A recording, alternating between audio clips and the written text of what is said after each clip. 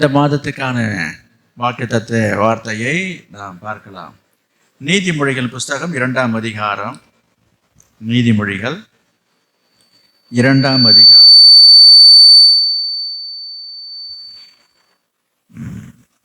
15வது வசனம். மாறுபாடான பாதைகளிலும் கோணலான வழிகளிலும் நடக்கிறவர்களுக்கும் நீ தப்புவிக்கப்படுவாய்.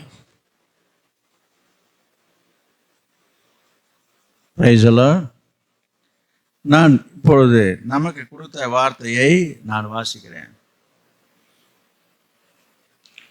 நீ தப்புவிக்கப்படுவாய். கர்த்தர் உங்களை பார்த்து இந்த காலை வேளையிலே உங்களுக்கு சொல்லுகிற ஒரு ஆசீர்வாதமான வார்த்தை என்னவென்று சொன்னால், நீ தப்புவிக்கப்படுவாய். தப்புவிக்கப்படுவாய். கடந்த மாதங்கள், கடந்த நாட்களிலே என்னென்ன காரியங்களிலே, சிக்கல்களிலே நீங்கள் சிக்கி கொண்டிருக்கிறீர்களோ எனக்கு தெரியாது, உங்களுக்கு தெரியும், உங்கள் மனசுக்கு புரியும். அநேக காரியங்களில் சிக்கிக்கொண்டு, நிறைய சிக்கல்களில் சிக்கிக்கொண்டு தப்பிக்க முடியாமல், தப்பிப்பதற்கு வழி தெரியாமல், வகை தெரியாமல் தடுமாறி கொண்டிருக்கலாம். இதுலேருந்து எப்படி தப்பிக்கிறதுன்னு தெரியலையே என்று சொல்லி எந்தெந்த காரியங்களிலே நீங்கள் சிக்கலிலே சிக்கி கொண்டு இருக்கிறீர்களோ அவை எல்லாவற்றிலிருந்தும் கர்த்தர் இந்த காலை வேளையிலே, இந்த மாதத்திலே ஒரு வாக்குத்தத்தமான வார்த்தையின் மூலமாக சொல்லி உங்களை திடப்படுத்துகிற வார்த்தை என்ன என்று சொன்னால், நீ தப்புவிக்கப்படுவாய். கர்த்தர் உங்களை தப்புவிக்கிறவராக இருக்கிறார்.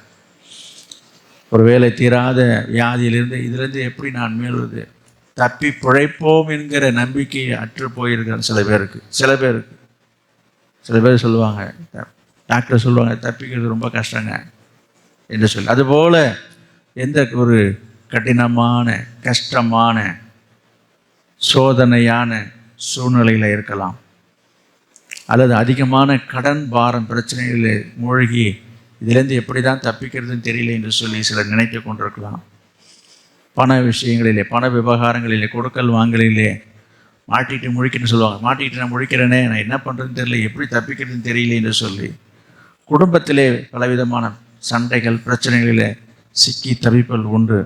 எப்படி இதுலேருந்து தப்பிக்க போகிறேன்னு தெரில, வசமாக மாட்டிக்கிட்டேன், வகையாக மாட்டிக்கிட்டேன், எப்படி தப்பிக்கிறதுன்னு தெரில. இப்படிப்பட்ட வார்த்தைகளை நாம் அடிக்கடி கஷ்டமான சூழ்நிலையிலே நம்ம சிந்திக்கிறது உண்டு தானே. அதுபோல் ஏதாயிலும் ஒரு வேலையில், நீங்கள் செய்கிற தொழில், ஒரு வியாபாரம் அல்லது ஒரு வேலையில் நீங்கள் ஒரு பொறுப்பு எடுத்து கொண்டிருப்பீங்க. இத்தனை நாளில் இந்த வேலையை முடித்து கொடுப்பதாகவோ, இந்த வேலையை செய்வதாகவோ வாக்கு கொடுத்துருப்பீங்க. ஆனால் அந்த வேலையை குறிப்பிட்ட நேரத்தில் செய்ய முடியாமல் இருக்கும்போது சொல்லுவோம், என்ன இறந்து எப்படி தப்பிக்க போகிறது இல்லையா, வார்த்தையை கொடுத்துட்டேனே, வார்த்தையை நிறைவேற்றணுமே. இது போல் எத்தனையோ காரியங்கள், சொத்து பிரச்சனைகள், குடும்ப பிரச்சனைகள், வேலையில் பிரச்சனைகள். இன்னும் சிலர் பாவம் என்று சொன்ன கர்த்தருக்கு விரோதமான காரியங்களிலே சிக்கி கொண்டிருப்பார்கள்.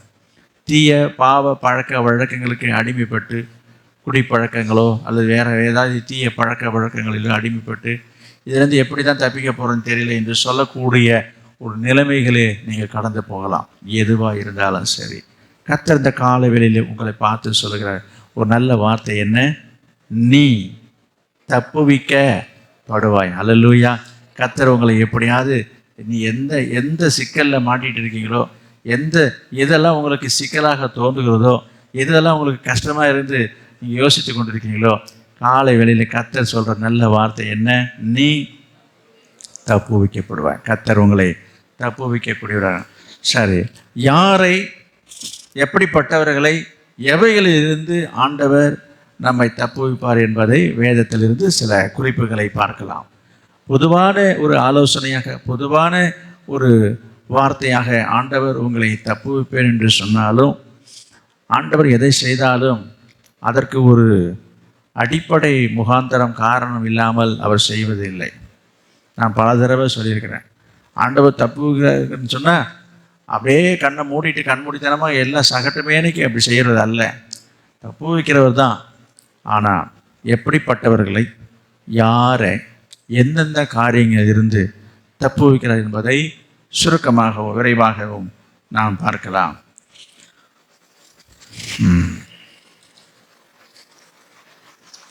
முதலாவது ஒரு குறிப்பு பார்ப்போம். சங்கீதம் 91ஆம் அதிகாரம். சங்கீதம் 91ஆம் அதிகாரம் 15வது வசனம். அவன் என்னை நோக்கி கூப்பிடுவான், நான் அவனுக்கு மறு உத்தரவு அருளி செய்வேன். ஆபத்தில் நானே அவனோடு இருந்து அவனை தப்புவித்து அவனை கனப்படுத்துவேன். ஆபத்தில் நானே அவனோடு இருந்து தப்புவித்து அவனை தப்புவித்து அவனை கனப்படுத்துவேன். அப்ப ஆபத்துல சிக்கி கொண்டவர்கள் யாருக்கெல்லாம் ஆபத்து, எதனால ஆபத்து? உங்களுக்கு எந்த ஆபத்தில் இருக்கீங்க? ஒரு ஆபத்தான சோதனையான சூழ்நிலை நீங்கள் இருக்கீங்களா? கர்த்தர் இந்த காலை வேளையில் உங்களை பார்த்து சொல்கிறார், ஆபத்தில் உள்ளவர்களை கர்த்தர் தப்புவிக்கிறார். என்ன ஆபத்து? எந்த ஆபத்தாக இருந்தாலும் சரி, எல்லா ஆபத்துக்களிலிருந்தும் கர்த்தர் உங்களை தப்புவிக்க வல்லவராக இருக்கிறார். எனவே இந்த வசனத்தினுடைய உட்பிரிவாக நான் சொல்ல வருகிறது, எப்படிப்பட்ட இது பொதுவாக ஆபத்துன்னு சொல்லிட்டோம் இல்லையா? பாருங்க, எப்படிப்பட்ட ஆபத்தில் சிக்கினவர்கள்லாம் கர்த்தர் தப்புவித்தார் என்று சொல்லி பார்க்கும்போது, என்ன, உத்தமர்களையும் உண்மை உள்ளவர்களையும் கர்த்தர் தப்புவிக்கிறவராக இருக்கிறார். உத்தமத்திலே உறுதியாக இருக்கிறவர்களையும் உண்மையிலே உறுதியாக இருக்கிறவர்களையும் கர்த்தர் தப்புவிக்கிறார். ஆபத்து வரும்போது, உத்தமர்களுக்கு ஒரு ஆபத்து வரும்பொழுது, கர்த்தருக்கு பயந்து உண்மையாக வாழ்வதற்கு ஒரு ஆபத்து வரும்பொழுது, அவர் அந்த உத்தமத்திலையும் அந்த உண்மையிலையும் அவர் உறுதியாக இருக்கும் பொழுது கர்த்தர் அவர்களை தப்புவிக்கிறவராக இருக்கிறார். அதில் சப்டைட்டிலாக நாம் பார்க்கலாம், உத்தமர்களை கர்த்தர் தப்புவிக்கிறவராக இருக்கிறார். தானியேல் 3ஆம் அதிகாரம் 15வது வசனம். தானியேல் 3ஆம் அதிகாரம் 15வது வசனம். இப்போதும் எக்காலம், நாகசுரம், கிண்ணரம், வீணை, சுரமண்டலம், தம்புரு முதலான சகலவித கீத வாக்கியங்களின் சத்தத்தையும் நீங்கள் கேட்கும்போது தாழ விழுந்து நான் பண்ணி வைத்த சிலையை பணிந்து கொள்ள ஆயத்தமாயிருந்தால் நல்லது. பணிந்து கொள்ளாதிருந்தீர்களாகில் அந்நேரமே எரிகிற அக்கினி சூளை நடுவிலே போடப்படுவீர்கள். உங்களை என் கைக்கு தப்புவிக்க போகிற தேவன் யார் என்றான். உங்களை என் கைக்கு தப்புவிக்க போகிற தேவன் யார்? இந்த சம்பவம் உங்களுக்கு நன்றாகவே தெரியும். நம்ம அறிந்த ஒரு காரியம் தான். சாத்ராக், மேஷாக், ஆபேத்நேகோ என்கிற மூவர் பாபிலோன் தேசத்திலே நேபுகாத்நேசர் என்கிற ஒரு ராஜா தங்கத்தினால, ஒரு பொன்னால ஒரு பெரிய சிலையை செய்து வைத்து அந்த நாட்டில் உள்ள மக்கள் எல்லாரும் வந்து விழுந்து வணங்கணும் என்று சொல்லி ஒரு சட்டம் இயற்றினான். அந்த நாட்டில் இருக்க எல்லா ஜனங்களும் ஜெயின்னு வந்து என்ன செய்கிறாங்க, எல்லாம் வணங்கிட்டு போகிறாங்க. இப்படி வந்து வந்து வந்து வந்து வணங்கி அந்த உலகத்தில் உள்ள அந்த தேசத்தில் உள்ள எல்லாரும் வணங்கியும் இந்த 3 பேர் மட்டும் அந்த வணங்கலைன்றதை கண்டுபிடிச்சிட்டாங்க. மொத்தம் அதை போய் ராஜாவிட்ட சொல்கிறாங்க, பாருங்க, நாடே ஊரே உலகமே நீங்கள் சொன்ன வார்த்தையை கேட்டு வணங்கிட்டு இருக்கு, இந்த 3 பசங்க வணங்க மாட்டேன்னு சொல்கிறாங்களே என்று சொல்லி சொன்னபோது ராஜாவுக்கு கோபம் வந்து கூப்பிட்டு விசாரிக்கிறான். இன்னும் நாங்கள் நிறுத்தி வச்சுருக்க சிலையை நீ வணங்க மாட்டேன்னு சொல்கிறியாமே அப்படின்னும் போது ஆமான்றாங்க. இன்னும் கோபம் வருது. எவ்வளோ துணிச்சல் இருந்ததுனாக்கா நான் கேட்டால் கொஞ்சம் கூட பயம் இல்லாமல் ஆமான்றியான். அங்கே பார்த்து அவன் சொல்கிற வார்த்தை என்னது, உங்களை என் கைக்கு தப்புவிக்க போகிற யார் அப்பேற்பட்ட தெய்வம் சொல்லுங்க அப்படின்னு என்று அவர் கேட்குறார். நாங்கள் வணங்க மாட்டோம்னு சொல்கிறார். நாங்கள் இந்த சிலையை வணங்க மாட்டோம்னு 3 பேரும் சேர்ந்து சொல்லும்போது, அப்பேற்பட்ட தெய்வம் யார்? நீ வணங்கலைன்னா என்ன? இப்போ என்ன செய்ய போகிறேன்? எரிகிற அக்கினி சூளையில் உன்னை 3 பேரும் குண்டு கட்ட தூக்கி கட்டி போட போகிறேன். யார் தப்பிக்கிறான் பார்ப்போம் அப்படின்னு சொல்லி கோபமாக சொல்றார். 17வது வசனத்தை பாருங்க. நாங்கள் ஆராதிக்கிற எங்கள் தேவன் எங்களை தப்புவிக்க வல்லவராய் இருக்கிறார். அவர் எரிகிற அக்கினி சூளைக்கும் ராஜாவாகி உடைய கைக்கும் நீங்களாக்கி விடுவிப்பார். அவனிங்க அதுக்கு பதில் சொல்றான். இவர் கேட்கறான், அப்படி யாரு உங்களை தப்புவிக்க போறா அப்படின்னு கேட்குறாங்க. நாங்கள் ஆராதிக்கிற எங்கள் தேவன் எங்களை தப்புவிக்க வல்லவராயிருக்கிறார் என்று அதுக்கு பதில் சொல்றாங்க. சொல்லிட்டு இன்னொரு வார்த்தையும் சொல்றாங்க, விடுவிக்காமல் போனாலும், ஒருவேளை ஆண்டவர் எங்களை தப்புவிக்காமல் போனாலும் சரி, நாங்கள் உம்முடைய தேவர்களுக்கு ஆராதனை எங்க செய்வது உயிரே போனாலும் சரி, நாங்க செத்தாலும் சரி, என்ன செய்ய மாட்டோம், உம்முடைய தேவர்களுக்கு ஆராதனை செய்வது எங்க தெய்வத்தை தவிர, எங்க ஆண்டவரை தவிர, எங்க கடவுளை தவிர நாங்க வேற எதையும் கையெடுத்து கும்பிட மாட்டோம். அதான் அர்த்தம். அது இன்றைக்கு ரட்சிக்கப்பட்டிருக்கிற விசுவாசிகளாக இருக்கிற ஒரு சிலர் இந்த விஷயங்களில சறுக்குகிறார்கள். மனுஷரை பிரியப்படுத்துவதற்காக சில சோதனைகள் வரும்பொழுது, சந்தர்ப்பங்கள் வரும்பொழுது அவர்களை பிரியப்படுத்துவதற்கு அவங்களுக்கு பணிந்து அதிகாரத்துக்கோ பயத்துக்கோ பயந்து சறுக்குகிறார்கள். ஆனால் இவங்க பாருங்க சொல்றாங்க, என்ன வந்தாலும் வரட்டியா, நாங்கள் வேற தெய்வத்தை வணங்க மாட்டோம். எத்தனை பேர் அப்படிப்பட்ட விசுவாசத்தில் உறுதியாக இருக்கீங்க? யோசித்து பாருங்க. இப்படிப்பட்ட சூழ்நிலையிலே என்ன நடந்தது என்று சொல்லி பாருங்க. 28வது வசனம். அப்பொழுது நேபுகாத்நேச்சார் வசனித்து, சாத்ராக் மேஷாக் ஆபேத்நேகோ என்பவர்களுடைய தேவனுக்கு ஸ்தோத்திரம், அவர்கள் தங்களுடைய தேவனை தவிர வேற தேவனையும் சேவித்து பணியாமல் அவரையே நம்பி ராஜாவின் கட்டளையை தள்ளி தங்கள் சரீரங்களை ஒப்பு கொடுத்ததினால் அவர் தமது தூதனை அனுப்பி தம்முடைய தாசரை விடுவித்தார். சரி, இதெல்லாம் நம்ம விரிவாக சொல்றதுக்கு நேரம் இல்லைங்க. அவனுக்கு தெரிஞ்ச சம்பவம் தானே. இப்படி சொல்லும் பொழுது ராஜாவுக்கு கோபம் வந்து என்ன சொல்றான், எரிஞ்சிட்டு இருக்கிற சூளையை இந்தாப்பா 7 மடங்கு சூடை அதிகமாக்குன்றான். சூட்டை அதிகமாக்கி வெப்பத்தை கை காலெல்லாம் நல்லா கட்டி கொண்டுட்டு போய் அந்த சூளையில் போட சொல்கிறாங்க. எதுக்கும் அஞ்சலை, கையை கட்டுற வரைக்கும் என்ன செய்தாங்க, ஓடலை ஒடியில. இந்த 3 பேரும் கட்டிட்டு தூக்கிட்டு போகும்போது திமிரில் உதறலை, அமைதியாக இருந்தாங்க. கொண்டு போய் போடுற வரைக்கும் என்ன செய்யலை, தன்னை காப்பாற்றிக்கிறதுக்கு அவங்க முயற்சி செய்யலை. நடந்த சம்பவம் என்ன, கொண்டு போய் போட்டுட்டாங்க. போட்டவன் செத்துட்டான். யார் தூக்கிட்டு போனான்னா அவன் இறந்துட்டான். போட்ட 3 பேரும் கை கால் கட்டெல்லாம் வந்து அந்த தீயிலேயே சுற்றி வராங்க உள்ளார. இதெல்லாம் உங்களுக்கு தெரிஞ்ச சம்பவத்தை நான் சுருக்கமாக ஞாபகப்படுத்துகிறேன். இதை பார்த்து அந்த ராஜா நேபுகாத்நேச்சர் ஆச்சரியப்பட்டு போகிறான். ரொம்ப நேரமாக பார்க்குறேன், அந்த தீ விட்டு வெளியில் வரல. வேற ஒருத்தர் வந்து எத்தனை பேர் சில பேர் வந்து ரொம்ப வாழ்க்கையை வெறுத்துடுறாங்களோ, அவங்க வெறுத்து தற்கொலை பண்ணிக்கிற நோக்கத்தில் போய் மேலே அதை பெட்ரோலை ஊற்றி தீ வச்சுக்கிட்டு என்ன பண்ணுறாங்க, ஓடுறாங்க, கத்துறாங்க, அலறாங்க. ஐயா நீ தான் சாப்பிடணும் முடிவு, நீ எதுக்கு கத்துறேன், நான் இதுக்காக சொல்கிறேன். சாகணும், ஆனாலும் அதிலிருந்து அதை தாங்க முடியாமல் அந்த வேதனையிலே அவங்க என்ன செய்கிறாங்க, அங்கேயும் இங்கேயும் ஓடுகிறதை நீங்கள் கேள்விப்பட்டிருக்கீங்க. நான் என்ன சொல்ல வரேன், இந்த 3 பேரும் அதை விட்டு ஓடலை அங்கே இங்குன்னு நான் சொல்ல வரேன். தன்னை காப்பாற்றி கொள்வதற்காக அங்கேயே இருக்கிறாங்க பாருங்க. வேற ஒரு ஆளாக இருந்தாக்கா அடுத்த நிமிஷமே வெளில வரதான் பார்ப்பாங்க. இப்படிப்பட்ட சூழ்நிலையில் அந்த எரிகிற அக்கினி அவளை எந்த சேதமும் படுத்தலை. இதை பார்த்து ஆச்சரியப்பட்டு அதிசயப்பட்டு தான் ராஜா சொல்கிறான், நீங்கள் ஆராதிக்கிற உங்களுடைய தெய்வம் உங்களை தப்புவித்ததுனால அவரை போல வேற தெய்வம் யாரும் இல்லைன்னு. இந்த இடத்துல நான் உங்களுக்கு சொல்ல வர விஷயம் என்னன்னா, நல்லா கவனிங்க. நான் முன்பே சொன்னேன், ஆண்டவர் யாரை தப்புவிப்பதாக ஒரு வசனம் வாசித்தோம். ஆபத்து நாளிலே நானே அவனோடு இருந்து அவனை தப்பு. இப்போ சாத்ராக்கு மேஷாக்கு 3 பேருக்கும் ஆபத்து வந்தது. ஆனால் வந்த நேரத்தில் இந்த ஆபத்தில் இவங்க என்ன செய்யலைன்றதை கவனிச்சிங்களா? இவங்க கூப்பிடலை, ஐயோ ஆண்டவரே அப்படிலாம் கதறலை. கூப்பிட்டாலும் தப்பு இல்லை.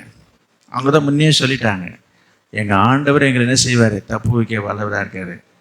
அவங்க எங்களை தப்பு வைக்காமல் விடுவிக்காமல் போனாலும் கூட பரவாயில்ல, உசுரே போனாலும் பரவாயில்லை, அந்த முடிவுக்கு வந்துட்டாங்க. அதனால் ஆண்டவரை இப்போ எங்களை உயிரோடு வச்சிருக்கிறதும் இந்த நெருப்போடு அவிஞ்சு போகிறதும் அவர் கையில் இருக்கின்ற தங்களை ஒப்பு கொடுத்துட்டாங்க.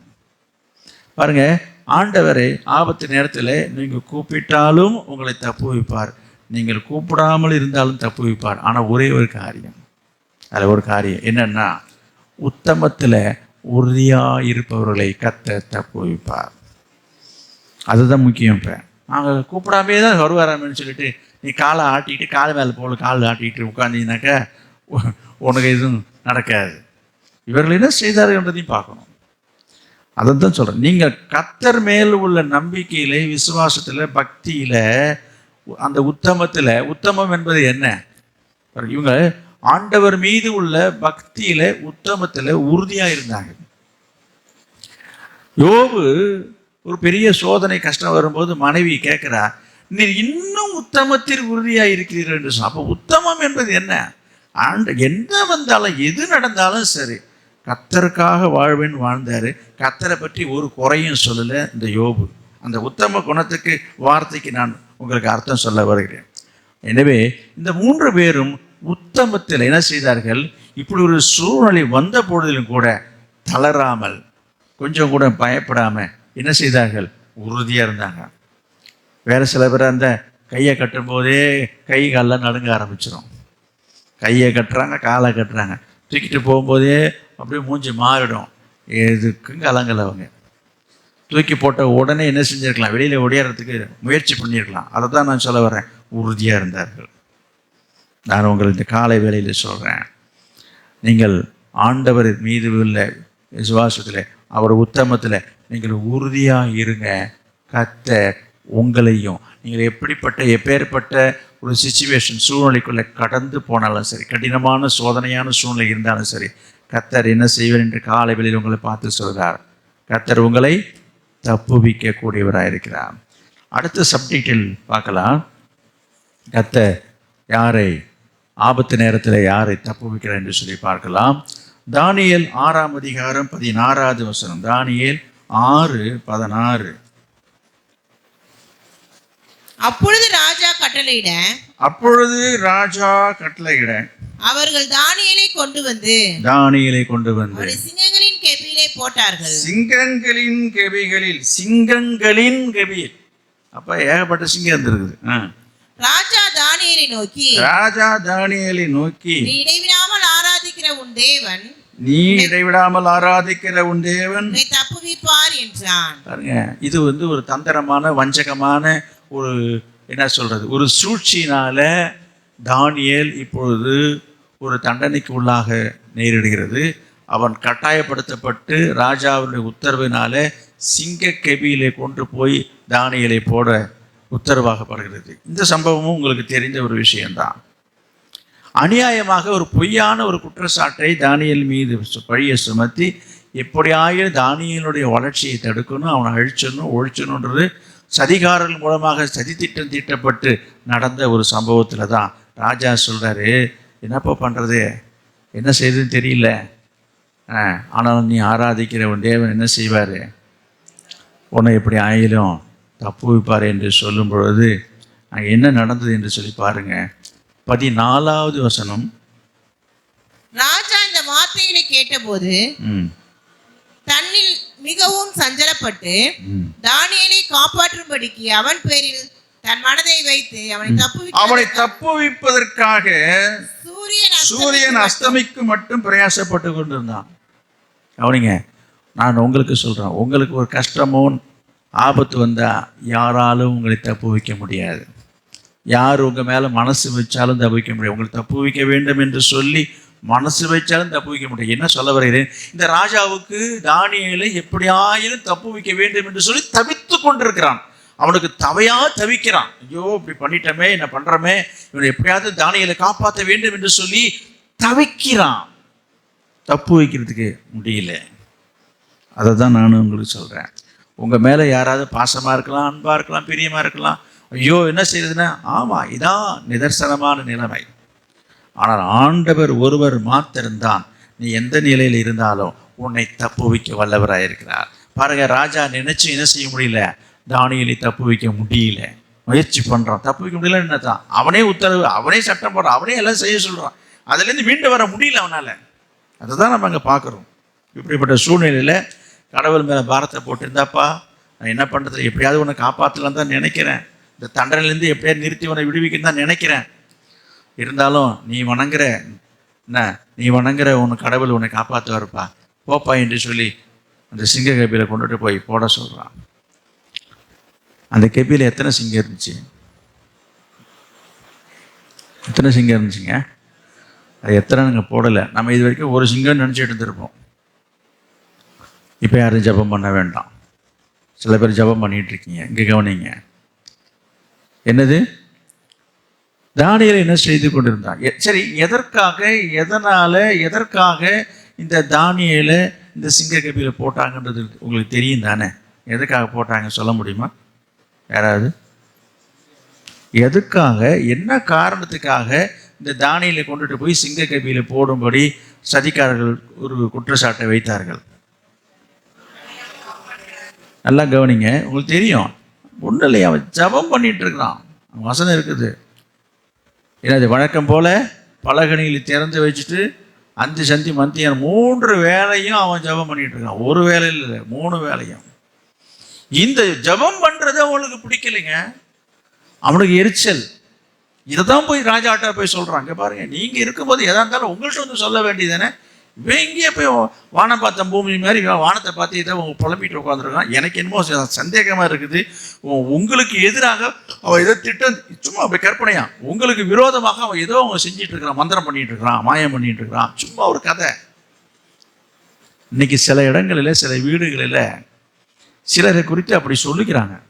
என்னது, ஜபம் பண்ணா என்ன பண்ண, ஜபன்னே அவங்களுக்கு தெரிய மாட்டேது. என்ன நீ மந்திரம் பண்ணுற, நான் சாவணும் தானே மந்திரம் பண்ணுறேன். வீட்டிலேயே ரட்சிக்கப்படாதவங்க இது மாதிரிலாம் வந்து எனக்கு சொல்கிறாங்க.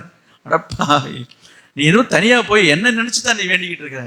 இதெல்லாம் அவங்களுக்குள்ள ஒரு பிரம்மை. அது அதே போல தான் இவங்களும் ஒரு பிரம்மை. அவன் கடவுள்கிட்ட பேசிகிட்டு இருக்கிறான், கத்தர்கிட்ட ஜெபம் பண்ணிகிட்டு இருக்கிறான். கவனிங்க, இந்த மாதிரி செய்தால் அப்படி நடக்கும் என்பதை தெரிந்திருந்தோம் தானியேல் என்ன செய்தார்?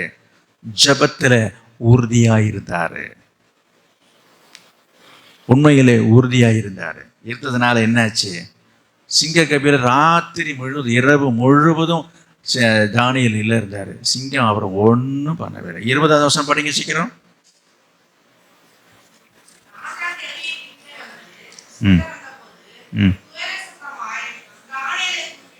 தானியேலே, ஜீவனுள்ள தேவனுடைய தாசனே, நீ இடைவிடாமல் ஆராதிக்கிற உன் தேவன் உன்னை சிங்கங்களுக்கு தப்புவிக்க வல்லவராய் இருந்தாரா என்று தானியேலை கேட்டான். பாருங்க, விடிஞ்சதும் விடியாதமா ஓடி வரா அந்த ராஜா. ஐயோ என்னாச்சுன்னு தெரியலையே, இந்த மாதிரி அநியாயமா ஒரு நல்ல மனுஷனை கொண்டுட்டு போய் அடுத்தவங்களுடைய நிர்பந்தத்தினால இப்படி செய்ய வேண்டியது ஆயிடுச்சுன்னு சொல்லி அவன் மனசுக்குள்ள, அவன் ராத்திரிலாம் அவனுக்கு தூக்கம் கிடையாது. விடிஞ்சதும் வந்து கேட்குறான், ஒரு சத்தம் இருக்குதாங்க, இன்னும் அவர் உயிரோடு இருக்கிறாருன்னு தெரிஞ்சுக்கிறதுக்காக ஒரு சவுண்டு கொடுக்குறான், குரல் கொடுக்குறான், தானியேலே என்று சொல்லி, தப்பு வைத்தாரா என்று சொல்லி. ஆனால் அங்கே பாருங்க, அப்போ தானியேல் என்ன சொல்றாரு? 22வது வசனம். சிங்கங்கள் என்னை சேதப்படுத்தாதபடிக்கு தேவன் தம்முடைய தூதனை அனுப்பி அவை வாயை கட்டி போட்டார். அது ஏனென்றால்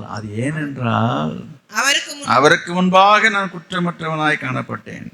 ராஜாவாகிய உமக்கு முன்பாகவும் நான் நீதிகேடு செய்தது இல்லை என்று சொன்னான். போதும். என்ன சொல்ல வருகிறேன்?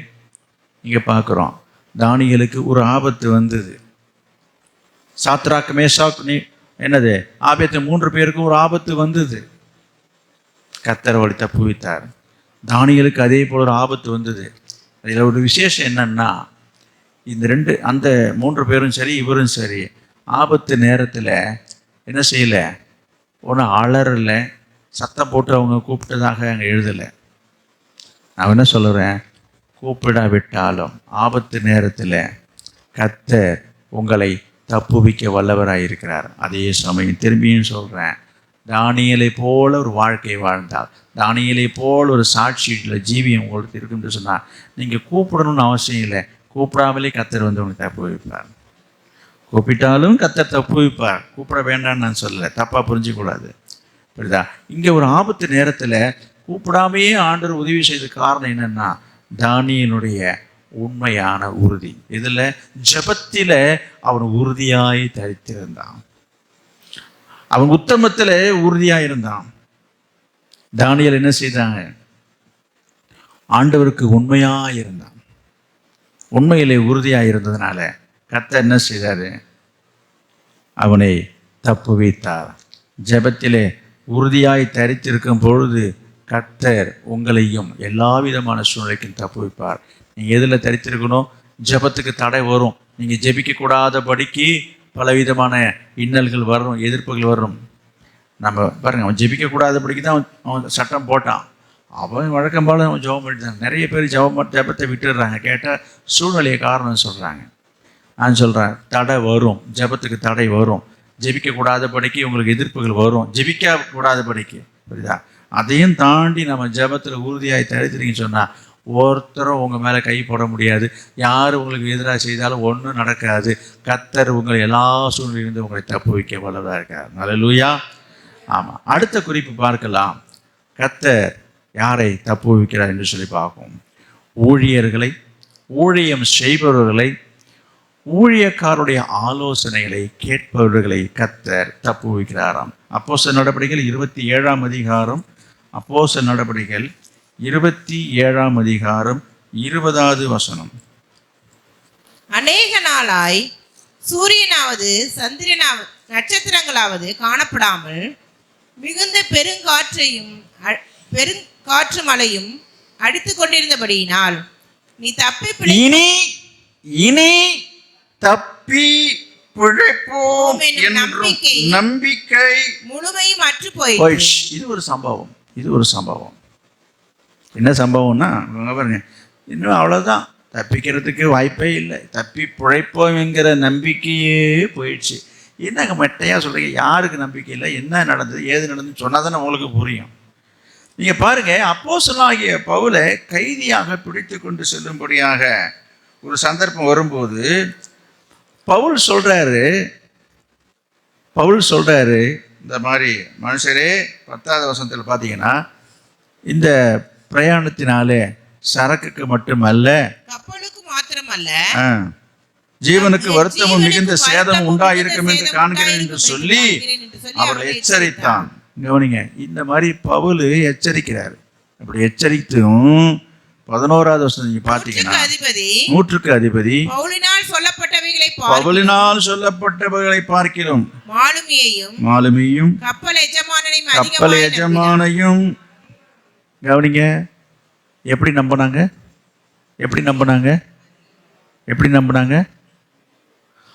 கொஞ்சம் அதிகமாக நம்புகிறாங்க. இன்றைக்கி நிறைய பேர் நம்பிக்கையெல்லாம் அப்படி தான் இருக்குது. படித்தவர்கள், பதவியில் இருக்கிறவங்க, அதிகாரத்தில் இருக்கிறவங்க, பணக்காரர்கள், செல்வாக்கு உள்ளவர்கள் தான் நம்புகிறாங்க. புரியுதுங்களா? எப்படின்னா அவங்களுக்கு பவர் இருக்குது, அரசியலில் செல்வாக்கு இருக்குது, அவர் நமக்கு வேலை வாங்கி கொடுத்துருவார், இதை செஞ்சுடுவார், சிபாரிசு பண்ணுவார். இந்த மாதிரி நிறைய பேர் இப்படிப்பட்டவர்கள் மீது தான் நம்பிக்கை வைக்கிறாங்க.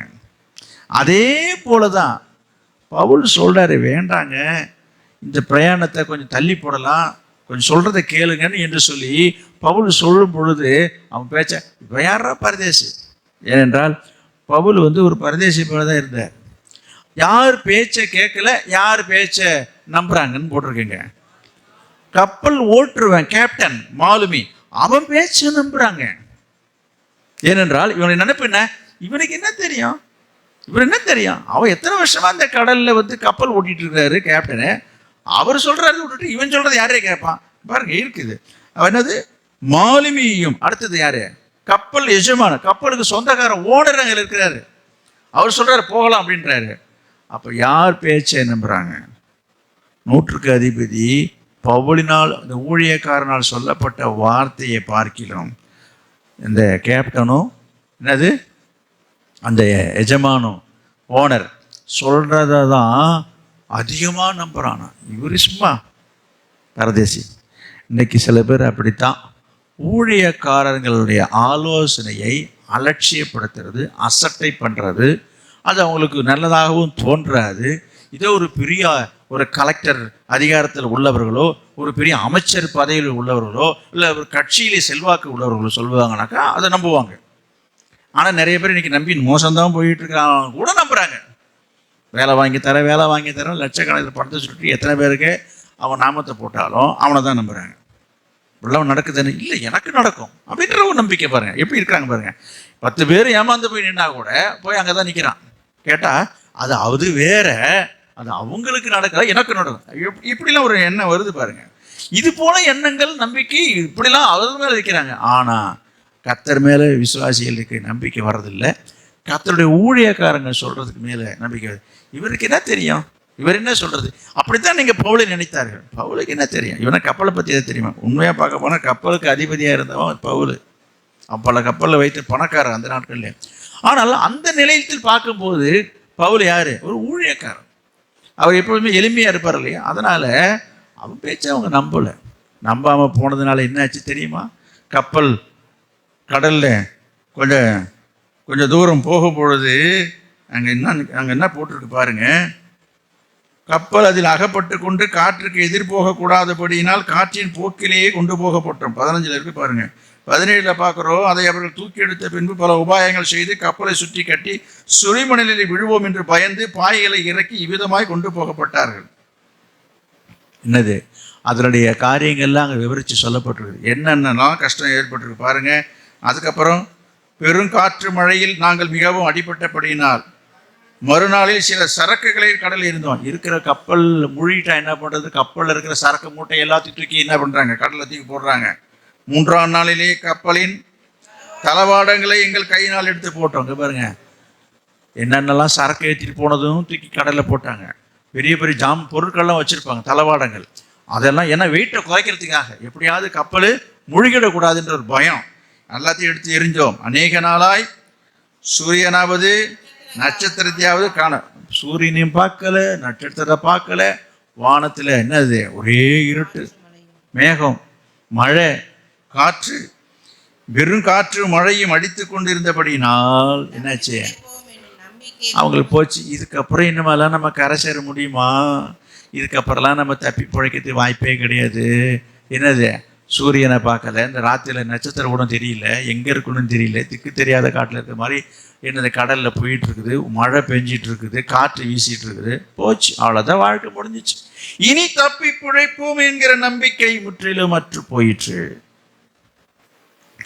இப்படிப்பட்ட சூழ்நிலையில 31வது வசனத்தை பாருங்க.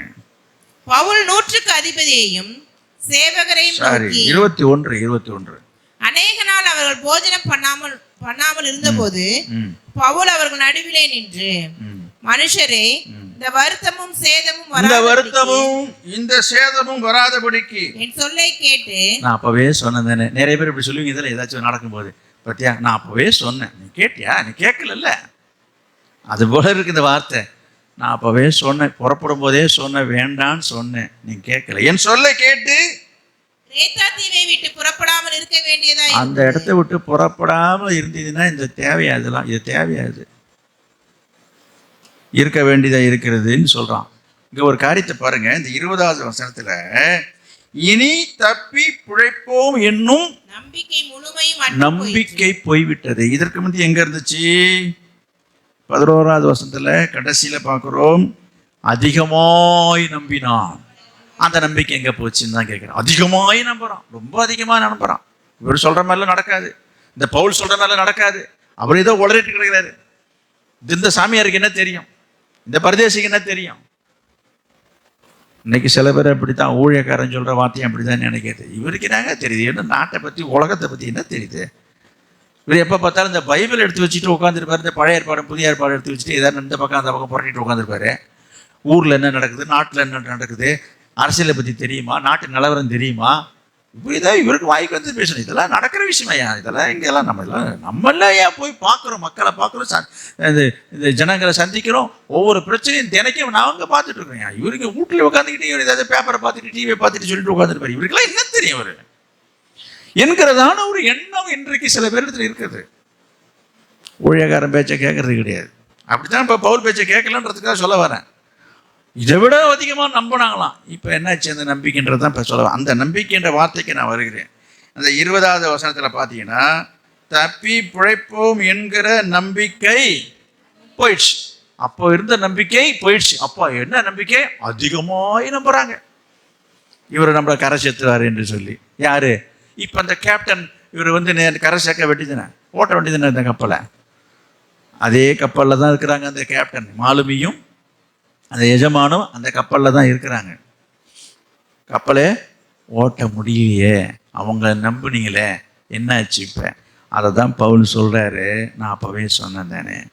சொல்லிவிட்டு அதிகமாக அவங்கள புண்படுத்தலை. நான் அப்போவே சொன்னேன், கேட்கல, இதுக்கெல்லாம் நீங்கள் தான் காரணம். என் சொல்ல மீறி தாண்டி வந்ததுனால என்னாச்சு வந்தது. இப்போ என்ன நடந்தது, இப்போ என்ன நடக்குதுன்றதை பார்ப்போம். அப்போ 44வது வசனம். மற்றவர்களில் சிலர் பலகைகள் மேலும் சிலர் கப்பல் துண்டுகள் மேலும் போய் கரையேறவும் கட்டளையிட்டான். இவ்விதமாய் எல்லாரும் தப்பி கரை சேர்ந்தார்கள். அதாவது நான் சுருக்கமாக கொண்டு போகிறேன். நீங்கள் எல்லாம் வீட்டில் போய் படித்து பாருங்கள் என்ன நடந்ததுன்னு, இடையில என்ன நடந்ததுன்னு பாருங்கள். இப்படிப்பட்ட சூழ்நிலையில் 14 நாளாக சாப்பிட்லிங்க. தெரியுமா உங்களுக்கு? 33வது வசனம் கொஞ்சம் பாருங்களேன். பொழுது விடுகையில் எல்லாரும் போஜனம் பண்ணும்படி பவுல் அவருக்கு தைரியம் சொல்லி நீங்கள் 14 நாளாய் ஒன்று சாப்பிடாமல் பட்டினியா இருக்கு. என்னது, எதுக்குங்க அது? என்னது, சாப்பாடு இல்லைன்னு நினைக்கிறீங்களா? எங்க சாப்பாடு எல்லாம் இல்லாம இல்லை. தேவையான உணவு பண்டங்கள் பொருட்கள் எல்லாம் எங்க இருக்குது? கப்பல் இருக்குது. தேவையான கோதுமை எல்லாம் இருக்குதுங்க. அப்புறம் ஏங்க சாப்பிடல? சொல்லுவாங்கல்ல, உசுரை கையில் பிடிச்சி உயிரை கையில் பிடிச்சிட்டு உட்காந்துங்க. சாப்பாடாவது ஒன்றாகுது, உயிர் பொழிச்சா போதும். அங்கே அடிக்கிற காற்று மழை இருளில் போட்டு அலசறதுல பார்த்த உடனே திகில் பிடிச்சி போய் சாவு பாயம் வந்துடுச்சு. நல்லா புரிஞ்சுங்க, இதுதான் உண்மை. அதனால திகில் அடைஞ்சு போய் என்ன பண்ணுறோம், ஒருத்தருக்கு சாப்பிட்ற எண்ணமே வரல, நம்ம பொழைச்சா போதுன்றாங்க, உசுறு பொழைச்சா போதுன்றாங்க. இந்த இடத்துல ஒரு வேடிக்கையாக ஒரு காரியத்தை சொல்லணும். எத்தனை நாள் இவங்க சாப்பிடல? 14 நாளுங்க. ஏங்க, ஒரு நாள் ஒரே ஒரு வேலை, இங்கே பாருங்க, ஒரு வேலை சாப்பிடாம வாயும் எனக்கு மயக்கம் வந்துடும், எனக்கு வந்து வயிறு அல்சர் இருக்குது அப்படின்னு 14 நாள் சாப்பிடாம கண்டுருக்குறேன். வேடிக்கையாக இருக்குது இந்த காரியம். 14 நாள் எப்படி சாப்பிடாம வந்திருப்பாங்க? காரணம் என்ன? சாப்பாடு எப்படி சாப்பிடாம இருக்க முடிஞ்சிச்சு? ஒரு வேளை ஒரு உபவாசம் போட்டு ஜபத்துக்கு வாயா ஒரு ஜபம் பண்ணுங்கன்னா, ஐயோ நம்மளால சாப்பிடாமல இருந்தாக்கா மயக்கம் வந்துடும் எனக்கு. நான் கேட்குறேன், 14 நாளே சாப்பிடாம எப்படி இந்த? கொஞ்சம் சிந்திச்சு பாருங்க. அப்போ என்ன காரணம் என்ன சொல்லுங்க பார்ப்போம். சாப்பாடு இல்லாமல் கிடையாது, அதுதான் சொல்ல வந்தேன். சாப்பாடு இருந்தும் சாப்பிடாம இருக்க காரணம் என்னென்னா, சாப்பாட்டு மேலே எண்ணம் இல்லை, சிந்தை இல்லை, அதை குறித்த ஒரு உணர்வு இல்லை. நான் ஒரு உதாரணம் சொல்லணும்னா, நீங்களும் நிறைய பேர் கல்யாணம், காரியம், வீடு, நிறைய விசேஷங்களை உங்கள் சொந்த வீட்டில் குடும்பத்தில் நீங்கள் நடத்திருக்கீங்க. நான் சொல்கிறது புரியுதா உங்களுக்கு? ஏதோ ஒரு நல்லதோ இல்லை கெட்டதோ இல்லை துக்க காரியமே வச்சுக்கோங்க, ஒரு சாவோ வாழ்வோ, நல்லா யோசித்து பாருங்கள். அந்த குடும்பத்தில் உள்ளவங்க, நான் சொல்கிறது வீட்டில் உள்ளவங்க சொல்கிறேன், எல்லாம் வரவங்களுக்கெல்லாம் சாப்பாடு நடக்குங்க, எல்லாருக்கும் சமைச்சு சாப்பாடு பந்தி பரிவாருங்க. ஆனால் இவங்க சாப்பிட மாட்டாங்க. சாப்பாடு இல்லாமல் இல்லை. கேட்டால் வேண்டாம்ப்பா, எனக்கு பசி இல்லை, எனக்கு சாப்பிட முடியாது, எனக்கு சாப்பிட்ற சிந்தையே வரல சொல்கிறாங்களா இல்லையா? ஏன் காரணம் என்ன? அந்த காரியத்தில் அவங்க மனசு ஒன்றி போயிடுறதுனால என்ன ஆயிடுது, அதை பற்றி சிந்திக்கிறது இல்லை. அதுதான் உண்மை. அப்போ மைண்டில் தான் இருக்குது விஷயம், வயிற்றுல இல்லை. அப்போ மனசு இருந்தால் என்ன செய்ய முடியும்? வர முடியும், உபவாசிக்க முடியும். இல்லைன்னா நான் ஒன்று சொல்கிறேன், இந்த மாதிரி காரியங்களுக்கு நீங்கள் முரண்டு பண்ணுறதா இருந்தால் இது போல் ஒரு இக்கட்டு வரும், இன்னல் வரும், போராட்டம் வரும், கஷ்டம் வரும், என்ன வரும், ஆபத்து வரும். அப்போ என்ன பண்ண வேண்டியா இருக்கும்? பச்சை தண்ணி கூட கிடைக்க வேண்டிய ஒரு சூழ்நிலை வரும். புரியுதா? அதனால் இதெல்லாம் வர்றதுக்கு முந்தையே நினச்சிடணும். பவுல் சொன்ன மாதிரி என் பேச்சை நீங்கள் கேட்டிருக்கலாமே. அதை தான் நான் ஆரம்பத்தில் சொன்னேன். இங்கே கடைசியாக நான் முடிச்சிடுறேன். அந்த வசனத்தில் நான் பார்க்குறேன், கடைசியில் என்ன போட்டிருக்குதாங்க, இப்படிலாம் கஷ்டப்பட்டு அப்படி இப்படி என்ன செய்தாங்க, கடலில் குதித்து நீச்சல் அடித்து நீந்தி கரை சேர்ந்தாங்கன்னு தான் போட்டிருக்குது. ஆக மொத்தம் இப்படி உயிர் தப்பிச்சிட்டாங்க. ஆனால் இந்த உயிர் தப்பிப்பதுக்கு காரணம் என்ன தெரியுமா? பவுல். நான் சொல்கிறேன், பவுல் நிமித்தமாக கர்த்தர் என்ன செய்கிறாரு, எல்லாரையுமே அங்கே பாதுகாக்கிறார். அதுக்கு அங்கே சொல்லப்பட்டிருக்கு பாருங்க,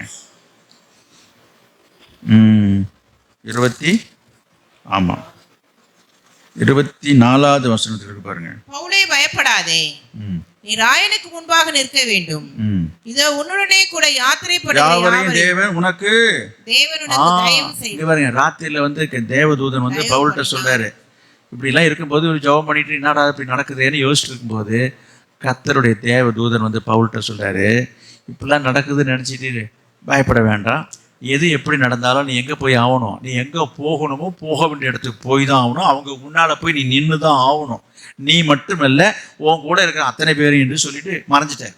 இந்த தரிசனத்தை கண்டு தான் பவுல் சொல்றாருங்க, பாருப்பா இதை பற்றி நீ கவலைப்படாத, எல்லாம் நடக்கணும். அதே போல நடக்குது. அப்போ என்ன சொல்ல வருகிறேன், பவுல் அங்கே போக வேண்டிய இடத்துக்கு போய் தான் ஆக வேண்டிய சூழ்நிலை இருப்பதனால பவுலின் நிமித்தமாக என்னாச்சு, பவுல் கூட இருக்க அத்தனை பேரையுமே ஆண்டவர் காப்பாற்ற வேண்டிய சூழ்நிலை ஆயிடுச்சுன்னு சொல்ல வரேன். அதை தான் நான் சொல்ல வந்தேன். என்னது, கர்த்தர் யாரை தப்புவிக்கிறாராம், ஊழியம் செய்கிறவர்களை தப்புவிக்கிறான்னு நான் சொன்னேன். ஊழியக்காரரை தப்புவிக்கிறார் பவுலை தான் சொல்கிறேன். அந்த ஊழியம் செய்கிறவர்களுடைய ஊழியக்காரர்களோட கூட இருப்பவர்களையும் தப்புவிக்கிறார். ஊழியக்காரனுடைய ஆலோசனையை கேட்கிறவர்களை தப்புவிக்கிறார். இப்போ பவுல் பேச்சை முதல்ல கேட்கல, இப்போல்லாம் தலையாட்டிட்டு கேட்குறாங்க, நீங்கள் சொல்கிறது தானே. அதுக்கப்புறம் தான் சாப்பிட்றாங்க, அதுக்கப்புறம் தான் அவங்களுக்கு மனசுக்கு நிம்மதி வருது. ஒரு வழியாக என்னது, அவங்க உயிர் காப்பாற்றப்படுகிறதை நாம் இங்கே பார்க்குறோம். ஞாபகத்தை வைத்துக்கொள்ளுங்க, கர்த்தர் யாரை தப்புவிக்கிறார் என்று சொன்னார். கவனிங்க, ஆண்டோடைய ஊழியத்தை நீங்கள் செய்யலாம், அல்லது செய்கிற ஊழியக்காரருக்கு உதவியாக இருக்கலாம். அடுத்தது, ஊழியக்காரனுடைய சொல்லை கேட்டு நடந்தீங்கன்னா என்னது, நீங்கள் தப்பு வைக்கப்படுவீங்க. இந்த சம்பவம் அதுதான் உங்களுக்கு உணர்த்துகிற காரியமாக இருக்கிறது. அடுத்ததாக ஒரு காரியத்தை சொல்லி நான் சீக்கிரமாக கடந்து போக ஆசைப்படுகிறேன். அப்போஸ்தலர் நடவடிக்கைகள் 12ஆம் அதிகாரம் 5வது வசனம். அப்போஸ்தலர் நடவடிக்கைகள் 12ஆம் அதிகாரம் 5வது வசனம். அப்படியே பேதுரு சிறைச்சாலையிலே காக்கப்பட்டிருக்கையில் சபையார் அவனுக்காக தேவனை நோக்கி ஊக்கத்தோட ஜெபம் பண்ணினார்கள். இங்கே ஒரு சம்பவத்தை பார்க்கிறோம். அப்போஸ்தலனாகிய பேதுரு சிறைச்சாலையில கொண்டு போய் வைக்கப்பட்டிருக்கிறார். சிறைச்சாலையில் வைக்கப்பட்டிருந்ததும் எதுக்காக, விடிந்த உடனே அவன் தலையை சீவ போறாங்க. அங்கே இருக்கு பாருங்க வசனம், அங்கே இருக்குது. யோவானுடைய சகோதரனை யாக்கோபை பட்டயத்தினாலே கொலை செய்தான். புரியுதா? அதே போல பேதுருவையும் பிடித்து கொண்டு வந்து அதே போல செய்வதற்காக கொண்டு வந்து சிறைச்சாலையில் வச்சிருக்காங்க. பொழுது விடிஞ்ச உடனே அவன் தலையை வெட்ட போறாங்க. நல்லா கவனிங்க. இப்படிப்பட்ட சூழ்நிலையில என்ன நடந்தது, இந்த செய்தி கேட்ட உடனே சபையில் உள்ளவங்களாம் என்ன செய்யறாங்க, விசுவாசிகளாக சேர்ந்து ஐயோ பேதுரை கொண்டுட்டு போய் ஜெயிலில் வச்சுட்டாங்கன்னு சொல்லி எல்லாரும் என்ன செய்தாங்களாம், சபையார் அனைவரும் தேவனை நோக்கி தூக்கத்தோடு ஜெபம் பண்ணினார்கள். சொல்றது புரியுது அவங்களுக்கு? நான் சொல்றது நீங்க பைபிள் அப்படி தப்பா பிரிண்ட் ஆயிடுச்சுன்னு நினைக்கிறேன். புரியலையா? புரியலனாக்கா அப்ப நீங்க தூக்கத்தோடு இருக்கீங்கன்னு அர்த்தம். இன்னைக்கு நிறைய பேர் தூக்கத்தோடு ஜெபம் பண்றாங்க, தூக்கத்தோடு ஜெபம் பண்றாங்க. நீங்க பாருங்க, நிறைய பேர் இங்கேயே புதன்கிழமையில நான் பார்த்துருக்கிறேன். மற்ற நாட்கள் இந்த தனி ஜெபம்னு சொல்லி போய் உட்காந்துருப்பாங்க. நான் அப்படியே போகும்போது வரும்போது பார்ப்பேன் என்னன்னு. சரி, நான் போய் அவங்களுக்கு டிஸ்டர்ப் பண்ணுறது இல்லை. நினைக்கிறாங்க எனக்கு தெரியாதுன்னு. கவனிங்க, அடப்பாவா எங்கே போய் என்ன வேலை செஞ்சுட்டு வந்து ஆசை தின்ட்டு நான் போயிடுறேன். நான் அது நல்லது இல்லைன்னு சொல்ல வரேன், அது சரியில்லைன்னு சொல்கிறேன். என்ன ஜெபம் இது? இப்போ சொல்லுங்கள், இது என்ன ஜெபம்? இது தூக்கத்தோடு பண்ணுற ஜெபம். இந்த மாதிரி நீங்கள் தூக்கத்தோடு ஜெபம் பண்ணீங்கன்னா ஒன்றும் நடக்காது. நீங்கள் எப்படி ஜெபம் பண்ணணும்? இங்கே பாருங்க, நான் போட்டிருக்கு, தேவனை நோக்கி ஊக்கத்தோடு ஜெபம் பண்ணியா. இங்கே பாருங்க, இன்னைக்கு பிரசங்கம் பண்ணும்போது கூட ஜெபம் பண்ணுறாங்கன்னா பார்த்துங்களா. அப்போ அவங்களாம் எவ்வளோ பெரிய ஒரு தூக்கத்தில் இருக்கிறாங்களா, துக்கத்தில் இருக்கீங்களா? நான் ஒரு செய்தி கொடுத்துட்டுருக்கிறேன், ஜெபம் பண்ணுற மாதிரி இப்படி கண்ணை மூடிட்டு இருப்பீங்க. நல்லதில்லை, சரியல்ல, அதுக்கு இடம் கொடுக்கக்கூடாது. சரி, இங்கே வாங்க. இப்போ பேதுரு என்ன செய்கிறாரு, சிறைச்சாலையில் இருக்கிறாரு. சபையாரெல்லாம் இந்த கேள்வி போட்டவொடனே என்ன செய்கிறாங்க, ஜெபம் பண்ணுறாங்கன்னு எழுதியிருக்குது. பேதுரு என்ன செஞ்சார் தெரியுமா உங்களுக்கு? பேதுரு என்ன செஞ்சார்? இதுதான் பெரிய வேடிக்கையா இருக்கு. சபையில் இருக்க ஜபங்கள்லாம் வாயில வயிற்றுல அடிச்சுக்கிட்டு ஐயோ பேதுரை கொண்டு உள்ள வச்சுட்டாங்களே என்று கதறிட்டு இங்க பாருங்க, ராத்திரிலாம் தூங்காம, அது ஒரு முக்கியமான விஷயம். ராத்திரியில விழுத்திருந்து என்ன செய்யறாங்க எல்லாரும், ஐயோ பேதுரை காப்பாத்த ஆண்டவரேன்னு சொல்லி என்ன பண்றாங்க, சபையாரெல்லாம் ஜபம் பண்ணிட்டு இருக்கிறாங்க. பேதுரு என்ன பண்ணிட்டு இருக்காரு? பேதுரு தூங்கிட்டு இருக்காரு. அது எப்படி சொல்லுவீங்க? இப்படி சொன்னா சரியா இருக்காது. எப்படி? தூக்கம் வராம பேதுரு பிறண்டு பிறண்டு படுத்தாரு. சொல்ல முடியுமா? உண்மையாவே இந்த மாதிரி ஒரு சிச்சுவேஷன் இருந்தால் உங்களுக்கு என்ன, ஒரு ராத்திரியில் தூக்கம் வராமல் என்ன செய்வீங்க? இந்த பக்கம் புரண்டு படுப்பாங்க, இந்த பக்கம் புரண்டு படுப்பாங்க. ஆனால் பேதுரு இந்த பொருளைகள் இல்லைங்க அப்படியே அடிச்சு போட்ட மாதிரி கடந்துருக்கிறான். நான் சொல்கிறேன், அந்த வசனத்தை காட்டுறேன் பாருங்க. அப்போஸ்தலர் 12ஆம் அதிகாரத்தில் 7வது வசனத்தை கொஞ்சம் பார்த்தீங்கன்னா தெரியும். அப்பொழுது கர்த்தருடைய தூதன் அங்கே வந்து நின்றான். ஒரு நிமிஷம். 6ஆம் அதிகாரத்துல 2 சேவகர் நடுவே, 6ஆம் வசனத்துல நான் படிக்கிறேன் பாருங்க. 2 சேவகர் நடுவே நித்திரை பண்ணி கொண்டிருந்தார். பக்கத்துல 2 பேரும் என்ன செய்யறாங்க, காவல்காரன் இருக்கிறான். அவங்களுக்கு நடுப்புல தான் இவன் படுத்து நித்திரை பண்ணி கொண்டிருந்தான். எப்படின்னு சொல்ல முடியுமா? எப்படின்னு நான் சொல்லட்டுமா? நான் கொஞ்சம் எக்ஸ்ட்ரா ஃபிட்டிங் சேர்க்கிறேன். நல்லா கொரட்டை விட்டு தூங்கிட்டு இருக்கிறான். ஆமாங்க, அப்படி எழுதலையே தவிர நான் சொல்றேன் ஆழ்ந்த தூக்கம் நான் சொல்றேன். ஏன்னா இப்ப பாருங்க, அந்த 7வது வசனத்துக்கு வாங்க சீக்கிரம். அவன் பேதுருவை 7வது வசனத்துக்கு பாருங்க. எங்க இருக்கீங்க நீங்க? விலாவிலே தட்டி சீக்கிரமா எழுந்திரு என்று நல்லா கவனிக்கணும். இங்க பாருங்க, இங்க கவனிங்க. அதுக்கு தான் சொல்ல வந்தேன். தேவதூதன் வராரு, இவனை காப்பாத்துற என்ன செய்யலாம், இருந்துக்கிட்டு அங்கேருந்து பேதுரு பேதுரு என்று கூப்பிட்டுருக்கலாம். கூப்பிடல, என்ன செஞ்சான்னு போட்டிருக்கு. சரி, ஏன் விழாவில தட்டுறாங்க? இதெல்லாம் யோசிக்கணும். தட்டுறவங்க இங்க பாருங்க, இங்க தட்டலாம், அங்க தட்டலாம், முதுகுல தட்டலாம், தோல்ல தட்டலாம். என்ன சொல்றீங்க? நீங்க நிறைய பேர், நீங்க கூட சில பேரை தூங்குறவங்களை போய் எழுப்பி எழுந்துரு அப்படின்னு சொல்லி என்ன பண்ணுவாங்க, இந்த முதுகுல தான் பிடிச்சி தள்ளிட்டு இருப்பாங்க. தெரியுதா? அதுவும் ஊன்னுட்டு முறுக்கிக்கிட்டு திருப்பி இந்த பக்கம் திரும்பி படுக்கிற ஆள்லாம் உண்டு. நீங்கள் போய் நீங்கள் யாராவது போய் எழுப்பி பாருங்க. இந்த பக்கம் தட்டுனாக்கா அந்த பக்கம் திருப்பிட்டு படுக்கிற ஆள்லாம் உண்டு. ஆனால் அந்த மாதிரிலாம் தட்டல. எங்கே போய் தட்டுறாங்க? அப்போ என்ன காரணம் தெரியுது அவங்களுக்கு? இங்கெல்லாம் தட்டுனா அவ்வளோ சீக்கிரமாக தூக்கம் கலையாதுங்க. அப்போ எந்த அளவுக்கு அசதியாக அவன் தூங்கியிருந்தானா விழாவில் போய் தட்டுறான்னு இங்கே எழுதியிருக்கு பாருங்க. அதுக்கு தான் சொல்ல வந்தான். அப்போ அந்த அளவுக்கு அவன் தூங்கினதை இப்போ தான் சொல்ல வரப்ப. அப்போ அவன் நிம்மதியாக தூங்கியிருக்கிறான்னு சொல்கிறேன். நமக்கு இதை கேட்கும்போது படிக்கும்போது நமக்கே நிம்மதி இல்லை. இன்னும் அதாவது ஐயோ பேதுரை பிடிச்சி என்ன பண்ண போகிறாங்களோன்னு ஒரு கிளைமாக்ஸ், நமக்கு சினிமாவில் கிளைமாக்ஸ் வர மாதிரி ஒரு த்ரில்லிங்காக இருக்குது. என்ன நடக்குமோ ஏது நடக்குமோன்றது அந்த ஒரு த்ரில்லிங்கில் தான் இந்த ஜனங்க என்ன செய்கிறாங்க, விசுவாசிகள்லாம் ஜெபம் பண்ணிட்டு கிடக்குறாங்க. ஐயோ விடிஞ்சா அவர் உயிர் போயிடுமே, தலை போயிடுமே, அவங்க பதைச்சிட்டு இருக்கிறாங்க. அப்போ கொஞ்சம் கூட பதட்டமே இல்லாமல் என்ன பண்ணிட்டு இருக்காரு, நல்லா தூங்கிட்டு இருக்காரு. தேவதூதனே போய் எப்படி சொல்லி கூப்பிட வேண்டியதாக இருக்குது. சில நேரங்களில் சில பேர் சத்தம் கேட்டாலே முடிச்சுக்கிற ஆள்லாம் உண்டுங்க. பக்கத்தில் 4 பேர் நடந்து போனால் கூட திக்குன்னு முடிச்சு பார்ப்பாங்க. அப்படிலாம் கிடையாது. போய் தட்டி எழுப்புற வரைக்கும் தூங்கிட்டு இருந்துக்கிறான். அக்கா, இப்படிப்பட்ட சூழ்நிலையில் நான் சொல்ல வந்தது என்னன்னா, தட்டி எழுப்புறாரு. அதுக்கப்புறம் பேதுரு எழுந்திருக்கிறாரு. அதுக்கப்புறம் பேதுருவை அவன் ஏதோ தூக்கத்தில் நடக்கிற மாதிரியே நடந்துட்டு வரான். 1ஆம் காவல், 2வது காவல், 3வது காவல், 4 காவலை தாண்டி வெளியில் வந்ததுக்கு அப்புறம் தான் அவருக்கு சுய நினைவே வருது. அடடா, நம்ம இந்த சிறையிலிருந்து இங்கே யார் கொண்டாந்தது என்று சொல்லி அவனே தன்னை குறித்து ஒரு யோசனை பண்ணி அங்கே இருக்கு பாருங்க. என்னது, அவன் இப்படி நிச்சயித்து கொண்டு, எதை நிச்சயித்து கொண்டான்? கர்த்தர் தான் என்னது, என்னை யூத ஜனங்களுக்கு விடுதலையாக்கும்படி கர்த்தர் தம்முடைய தூதனை அனுப்பினார் என்று இப்போதான் புரியுது என்று சொல்லி அப்போதான் தூக்கம் கலையுது அவன் யோசிக்கிறான். யார்? பேதுரு. கவனிச்சுட்டே வாங்க. நினச்சிட்டு இப்போ வெளியில் வந்தாச்சு, இப்போ அடுத்து எங்கே போகிறதுன்னு தெரியல, போகணும், எங்கே போகலன்னு டக்குன்னு ஒரு ஞாபகம் வருது. இப்படி அவன் நிச்சயித்து கொண்டு மார்க் என்னும் 12வது வசனம், மார்க் என்னும் பேர் கொண்ட யோவானுடைய தாயாகிய மரியாள் வீட்டுக்கு வந்தான். அங்கே என்ன பண்ணிட்டு இருக்கிறாங்க? நல்லா கவனிக்கிறீங்க. அங்கே அநேகர் கூடி, நல்லா கவனிக்கணும். முதல்ல அவன் சிறையில் இருக்கிறான்னு கேள்விப்பட்டவனே சபையார் என்ன செய்தான்னு போட்டிருக்குது, ஜெபம் பண்ணான்னு இருக்குது. சபையார் நல்லா கவனிங்க. இந்த வீட்டில் உள்ளவங்களாம் என்ன பண்ணிட்டு இருக்காங்க, இவன் வீட்டுக்கு உள்ள வாசல் படிகள் கிட்ட வர வரைக்கும் அங்கே என்ன நடந்துட்டு இருக்குது அதை தான் நான் சொல்ல வரேன். அப்போ என்ன பண்ணிட்டு எப்போ ஜெபம் பண்ணாங்கன்றதான் பாயிண்ட்டு.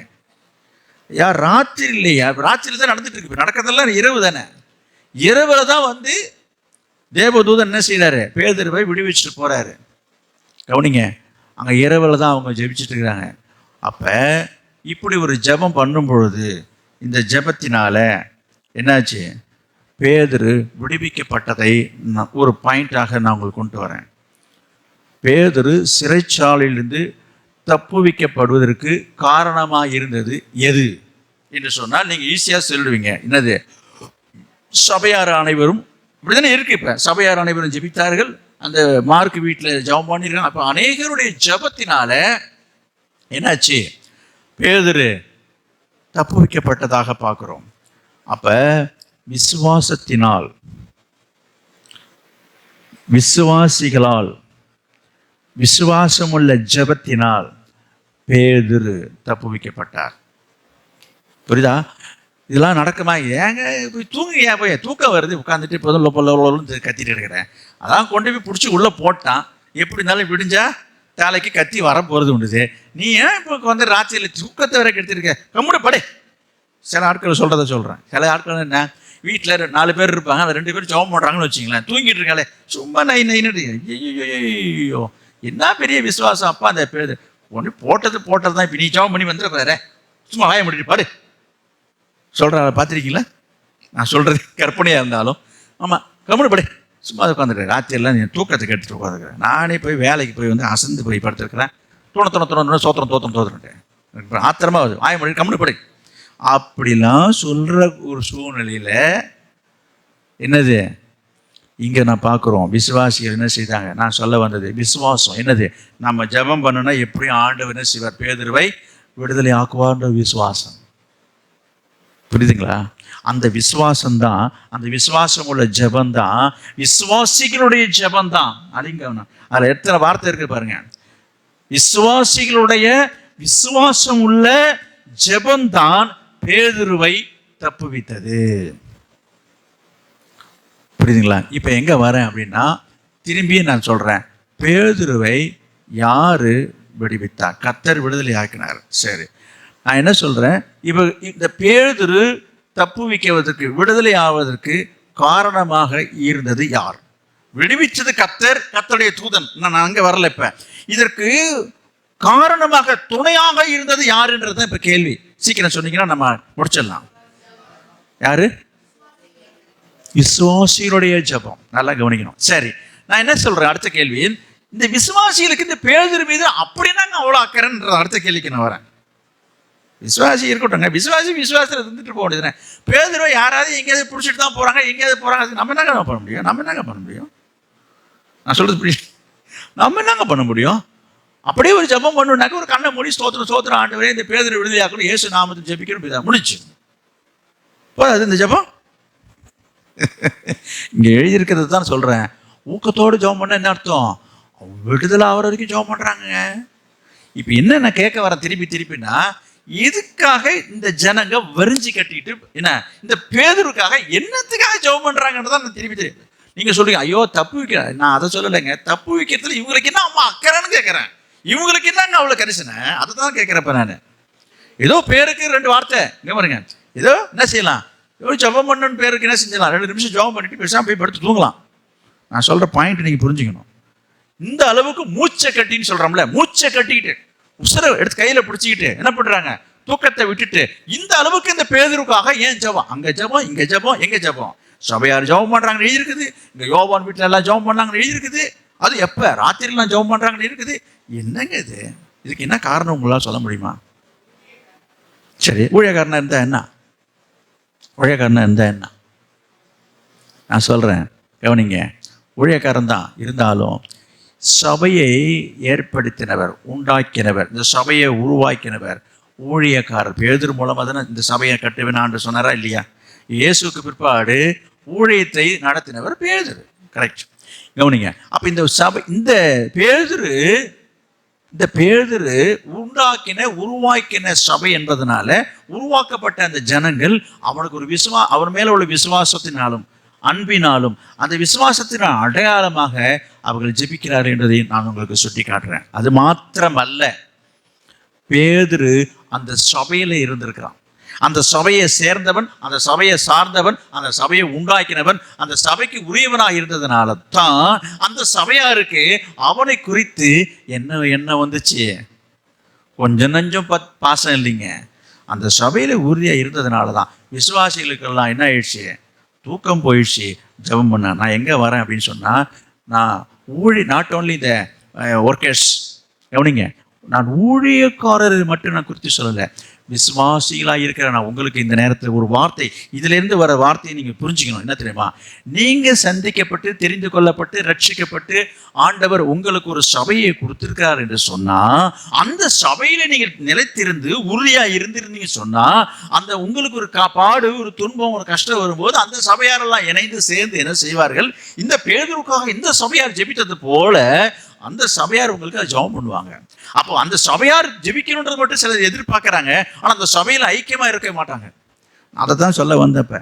அப்போ நம்ம எந்த சபையில் ஐக்கியமாக இருக்கிறோமோ அந்த சபையார் தான் நம்ம மேலே அன்பாக இருப்பாங்க, பாசமாக இருப்பாங்க. நமக்கு ஒரு பாடு கஷ்டம் துன்பம் வந்த உடனே என்ன செய்வாங்க? நமக்காக ஜெபம் பண்ணுவாங்கன்னு தான் இதுலேருந்து வர ஒரு சத்தியத்தை நான் உங்களுக்கு சொல்கிறேன்.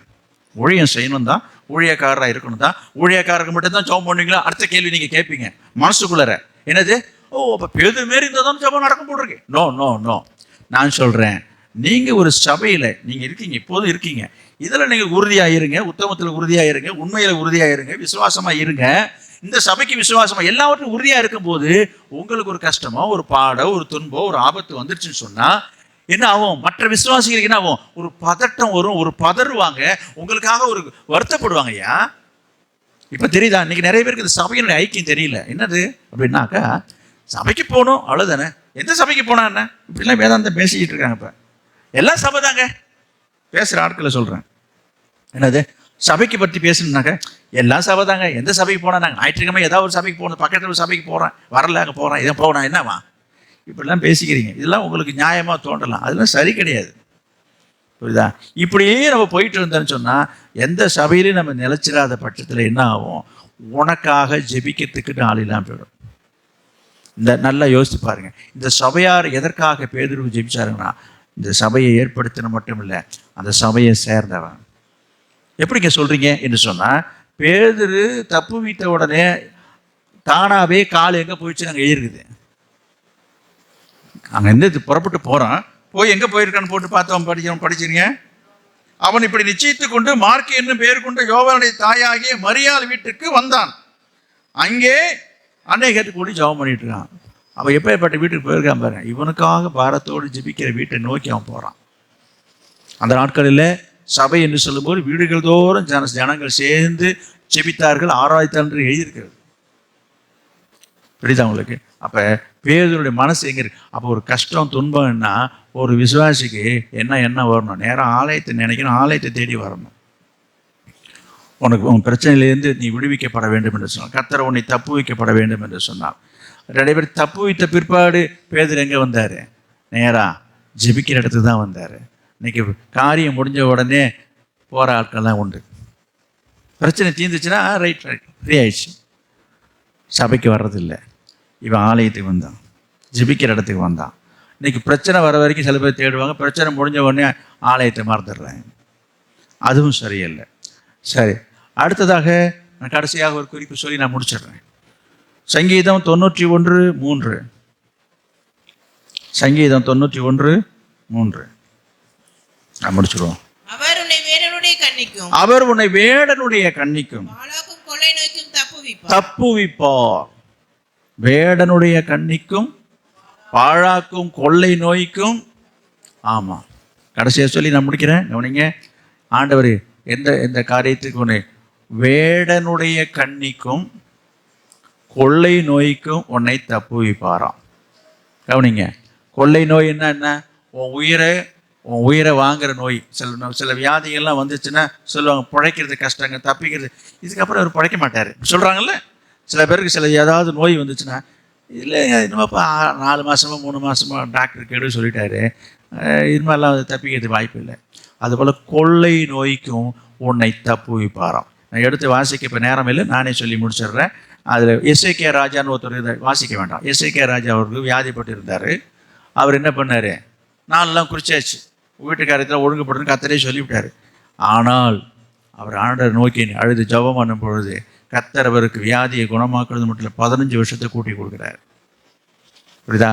கொள்ளை நோய்க்கும் உன்னை அதே ஆண்டவர் உனக்கு எந்த வியாதியில் நீ சிக்கிக்கொண்டு மீள முடியாமல் சுகம் கிடைக்காமல் விடுதலை இல்லாமல் நீ தவித்து கொண்டு இருக்கிறாயோ, கர்த்தர் உன்னை தப்புவிக்க வல்லவராக இருக்கிறார். நம்ம அதே வசனத்தில் பார்க்குறோம். அவர் இன்னும் எந்த காரியத்தை தப்பு வைக்கிறார்? வேடனுடைய வேடனுடைய கண்ணி. கண்ணின்னா என்ன? வேடனுடைய கண்ணின்னா என்ன? அவன் வேடன் என்ன செய்வான்? மிருகத்தையோ அல்லது பறவைகளையோ பிடிப்பதற்காக ஒரு வலையை விரித்து வச்சுருப்பான். அதான் கண்ணி. அதில் மாட்டி சிக்கிக்கும். அதில் ஏதாவது இறையெல்லாம் போட்டு வச்சுருப்பான். அதில் சிக்கி கொண்டு நான் வேட்டையாடி போடுறதா வழக்கம். வேடனுடைய கண்ணி. அதற்கு ஆண்டவர் உன்னை தப்புவிப்பார் இல்லை எழுதியிருக்குது. நான் சொல்கிறேன், உங்களுக்கு எதிராளியாக வேடன் யார் என்று சொன்னால் பிசாசு தான் வேடன். அவன் என்ன செய்கிறான்? உங்களுக்கு எதிராக உங்களை சிக்க வைப்பதற்காக பல சிக்கலில் உங்களை கொண்டு போய் சிக்க வைக்கணுன்றதுக்காகவே அவன் வலையை வீசுகிறான். அப்படிப்பட்ட வீசுகிற அந்த கண்ணி வலைகளுக்கும் வேடனுடைய கண்ணிக்கும் உன்னை ஆண்டவர் தப்புவிப்பாரான். அது என்னங்க வலை அவன் வீசிடுறான் என்று சொன்னால் ஒரே ஒரு காரியத்தை சொல்லிக்கிறேன். நீதிமொழிகள் 29:5 நான் பார்க்குறோம். நீதிமொழிகள் 29:5, பிறனை முகஸ்துதி செய்கிறவன் அவன் கால்களுக்கு வலையை விரிக்கிறான். உங்க பைபிள் இருக்குதா பாருங்க. பிறனை முகஸ்துதி செய்கிறவன் அவன் கால்களுக்கு அவன் காலுக்கு என்னத்தை விரிக்கிறானா? வலையை விரிக்கிறான். வலை அதாங்க கண்ணி. அப்போ யார் உங்களை புகழ்ந்து பேசுகிறாங்களோ, யார் உங்களை பாராட்டி பேசுகிறாங்களோ, பிசாசு என்ன அனுப்பிச்சிருக்கிறான்? இப்போ சாத்தான் என்ன பண்ணியிருக்கிறான்? இப்போ உன் காலுக்கு வலையை விரிச்சிட்டான். அப்போ நீ புகழ்ச்சிக்கும் பாராட்டுக்கும் நீ மயங்கிட்டேன்னு சொன்னாலே நீ வலையில் விழுந்துட்டேன்னு அர்த்தம். யாராவது உன்னை மாரி உண்டாங்க, உங்களை மாரி உண்டாங்க, ஐயோ நீங்கள் தான் தெய்வம் மாரி இருக்கீங்க, அடாடாடாடா, இப்படிலாம் நம்மளை புகழ்வாங்க சில பேர். பிறனை முகஸ்துதி காரணமே இல்லாமல் சில பேர் புகழ்வாங்க. ஒரு காரணமே இருக்கு. நான் எப்பயுமே இந்த விஷயத்தில் ரொம்ப உஷாராயிடுவேன். யாராவது என்னை ரொம்ப உயர்த்தி பேசுனாலே நான் அலண்டுருவேன். ஏன்னா சம்மந்தமே இல்லாமல் இப்போ எதுக்கு இப்போ நான் புகழ்ந்து பேசுகிறான்னு, ஏதோ நம்மள்கிட்ட காரியம் ஆகணும் போட்டிருக்கேன், இதுக்கு தான் அடி போடுறான்றதை நான் கண்டுபிடிச்சிடுவேன். அதனால் அந்த ஒரு எச்சரிக்கை உணர்வு எனக்கு உண்டு. சில பேருக்கு அது புரியறதில்லை. என்னது, உடனே அதில் விழுந்துருவாங்க, உடனே சந்தோஷத்தில் விழுந்துருவாங்க, அவன் வலையில் விழுந்துடுறாங்க. நான் உங்களுக்கு சொல்கிறேன், கர்த்தர் சொல்கிறாரு, வேடனுடைய கண்ணிக்கும் உங்களை தப்புவிப்பாருன்னு இருக்கு. எனவே இப்படிப்பட்ட புகழ்ச்சி வலையில், புரியுதா, இப்படிப்பட்ட முகஸ்துதி வலையில் நீங்கள் சிக்கிக்கொள்ளாதபடிக்கு கர்த்தர் உங்களை தப்புவிக்கக்கூடியவராக இருக்கிறார். எனவே நம்ம புகழ்ச்சிக்கு மயங்கக்கூடாது. ஒரு வாலிபன் ஒருவர் ஓடி இயேசுவை பார்த்து சொன்ன, நல்ல போதகரே என்று சொல்லி ஒரு பெரிய ஒரு வார்த்தைக்கு போட்டான். இயேசு உடனே அவனை வாயில அடிக்கல, கையால் வாயை அடிக்காத குறையாக அவன் வாயை மூடுற மாதிரி ஒரு வார்த்தை சொன்னாரு, என்னை ஏன்பா நல்லவன் என்று சொல்றாய், பிதா ஒருவரை தவிர வேற யாரும் நல்லவன் இல்லை என்று சொல்லி அவன் வாயை அடைச்சிட்டாரு. அவன் ஒரு புகழ்ந்தான். நான் உங்களுக்கு சொல்றேன், இது போல உங்க காலுக்கு வலை விரிக்கும்படியாக உங்களை யாராவது முகஸ்துதி செய்கிறாங்கன்னு சொன்னா, இயேசு செய்தது போல நீங்க செய்யணும்னா அதுக்கு இயேசுனுடைய கிருபை வேணும். அந்த கிருபையை தான் கர்த்தர் தருகிறேன் என்று சொல்றாரு. என்னது, நான் உன்னை தப்பு வைக்கிறேன். இந்த மாதிரிலாம் என்னது, உன்னை சூழ்ந்த உள்ளவங்களை என்ன செய்கிறாங்க, தந்திரமாக உன்னை வீழ்த்தும்படி, உன்னிடத்துலேருந்து உன்னை ஏமாற்றும்படி, வஞ்சிக்கும்படியாக தந்திரமாகலாம் பேசுவாங்க. அந்த வலையில் விழுந்துடாத, உன்னை நான் தப்பு வைக்கிறேன் என்று கர்த்தர் சொல்கிறேன். எச்சரிக்கையாக இருங்க, கவனமாக இருங்க. அடுத்ததாக எடுத்து வாசிப்பது நேரம் இல்லை. 1 சாமுவேல் 17:37 தாவீது சொல்கிறாரு, ஒரு விசை சிங்கத்தினுடைய கைக்கும் ஒரு விசை கரடின் கைக்கும் என்னுடைய ஆடுகளை நான் தப்புவித்தேன் என்று அவர் அங்கே சொல்கிறதை பார்க்குறோம். புரியுதா? இதெல்லாம் நான் எடுத்து வாசிக்க நேரம் இல்லை. தாவீது தன்னுடைய வீர செயலை சொல்லும்போது, என் ஆடை ஒரு முறை சிங்கம் பிடிச்சிக்கிச்சு, ஒரு முறை கரடி பிடிச்சிக்கிச்சு, ரெண்டையும் ஒரே அடியாக அடித்து என் ஆட்டை காப்பாற்றிட்டேன்னு சொல்லி தாவீது சொல்கிறதாக 1 சாமுவேல் 17:37 இருக்குது. எழுதி வச்சுட்டு அப்புறமா படிங்க, இப்போ வாசிக்க நேரம் இல்லை. கவனிங்க, நான் சொல்ல வருது, இவன் ஆட்டை மட்டும் காப்பாற்றுறது இல்லை, இவன் ஆட்டை காப்பாற்றுறது உண்மைதான். இந்த இடத்துல நம்ம சிந்திக்கணுங்க, சிங்கமும் கரடியும் ஒரு மனுஷன் மேலே பலம் செய்யக்கூடிய அளவுக்கு சக்தி வாய்ந்தது. அப்போ இந்த சிங்கத்திலிருந்து கைக்கும் அவன்